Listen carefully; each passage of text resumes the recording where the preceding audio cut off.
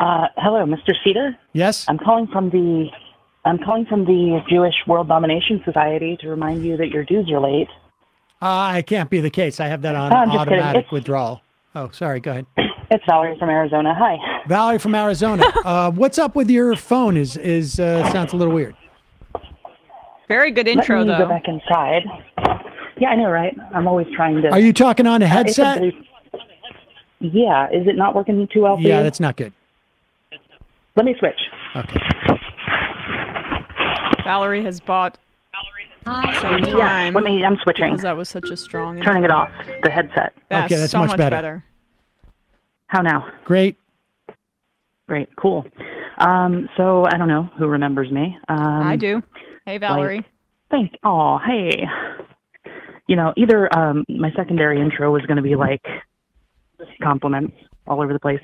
Anyway, I finally got out of the abusive situation I lived in. I'm trans, homeless, but I'm seeing so much worse on the street. And people talk about like the homelessness crisis due to COVID. I'm like seeing firsthand like 8 cops jumping one person. You know, they pile on. They're like, oh, it's just a homeless. Nobody's going to care. Is essentially like how they treat it. Right. Yeah. I see, and there's a racial element to it too. And I'm seeing it in person, you know, like I'm fortunate to have a car. So like I'm better off than a lot of homeless people. But that means I'm like sitting around just watching the world a lot. And so I see so much of this, and it's just, Regina Romero, mayor of Tucson. I went with some activists to a council meeting, city council. Ooh, sorry if I sound weird. I had too much caffeine. I think I'm like frantic mode. All good.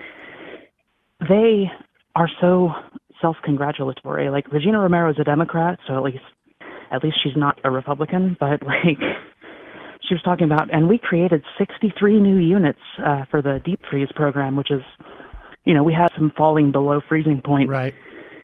Like really weird cold, because you know climate change is real. But 63 whole units.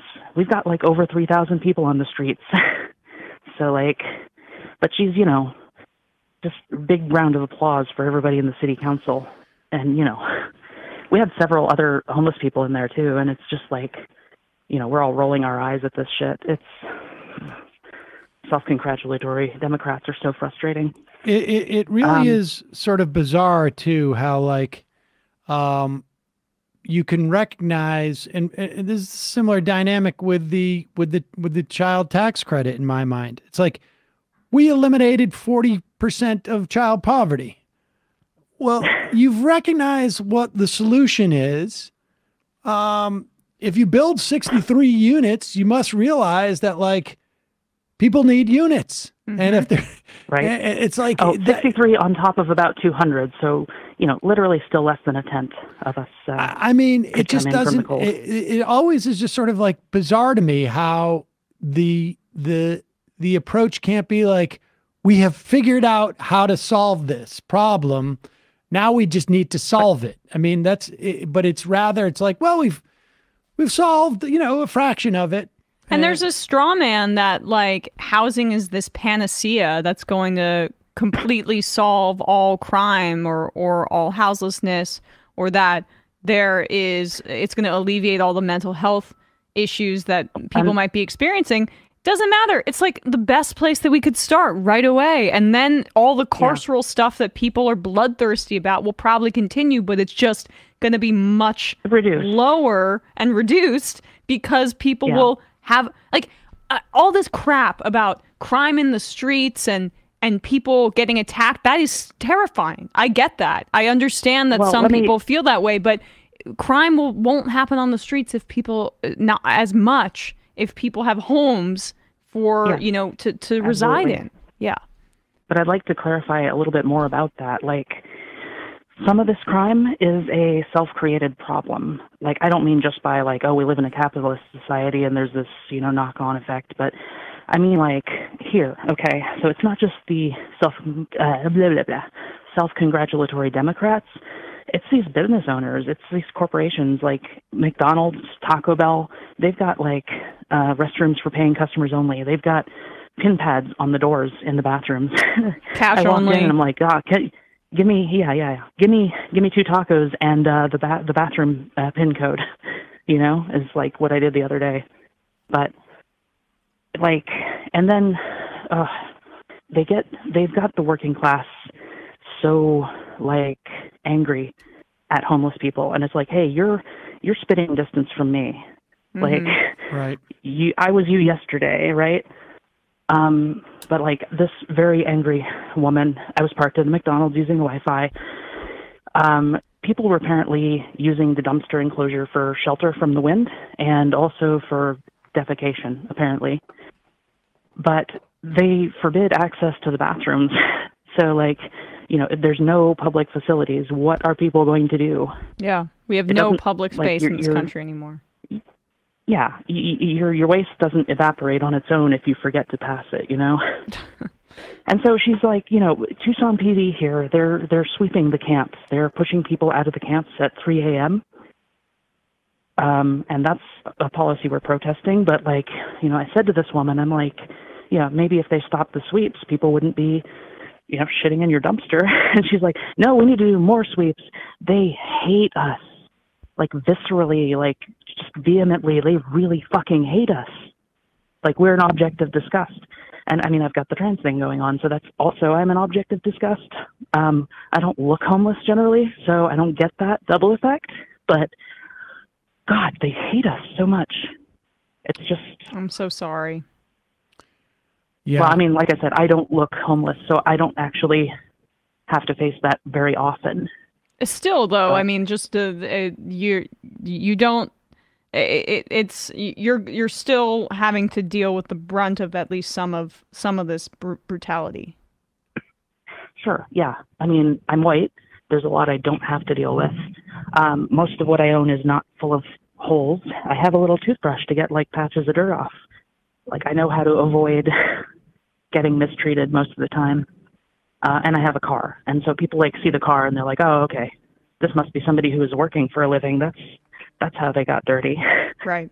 You know, but, well, I don't want to take up forever, but ask listen, me anything if you want. Really sorry that you're going through this. I mean, outside of, from your perspective, housing is really the fundamental key to, I mean, I know why it's so obvious.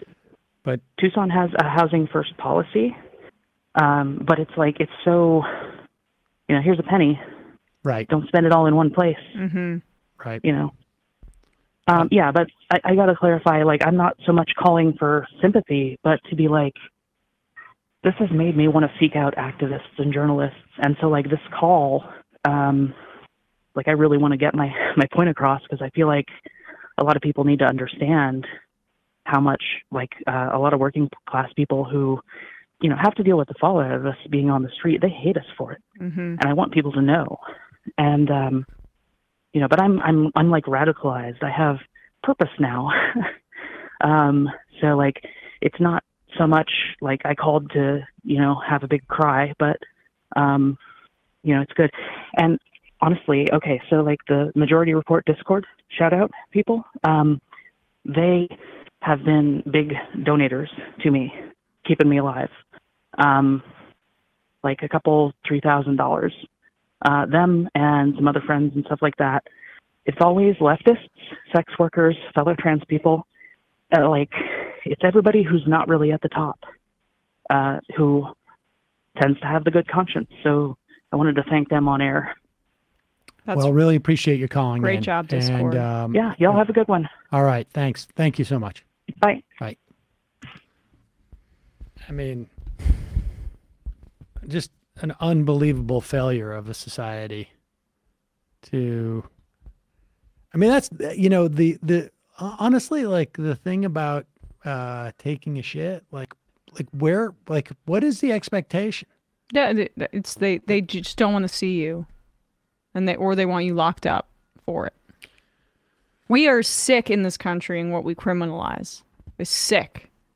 criminalize poverty, criminalize, even if you want to be one of these people that says, well, everyone's, paint homeless people as all crazy, right? We also criminalize mental health issues.